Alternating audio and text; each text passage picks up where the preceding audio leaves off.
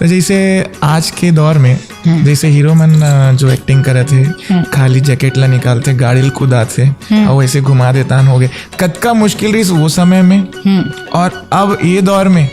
मतलब कतका कम हो गए जो मेहनत के जो है वैसे कैसे देखा तो आप मन वो चीज मेहनत तो बहुत अभी के देखो मेहनत वैसी छे समय के साथ इंसान बदलत जाते समय के साथ टेक्नोलॉजी बदलत जाते शूटिंग करे के तरीका बदलत जाते हमार समय में उतना ज्यादा सुविधा नहीं रही से कई बार ऑटो में भरा के सब हो झंझान कई बार वेन में भरा के आज फॉर्च्यूनर में आए वो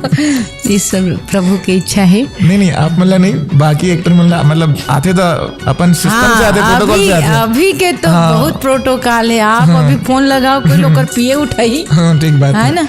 अभी ओकर पिए फोन उठाई साहब बिजी है और ओकर बाद वो पूरा बात ला ओकर पिए करी ओकर छतरी वाला रही ओकर पानी वाला रही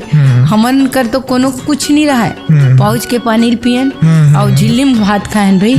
मतलब दही चावल सब्जी सब लाइक मई करके और जब तक गाना खत्म नहीं चाहे 3:30 बज जाए हम लोग भोजन नहीं मिले तब वो भारी खुश रहन अब अभी तो जूस पियेंगे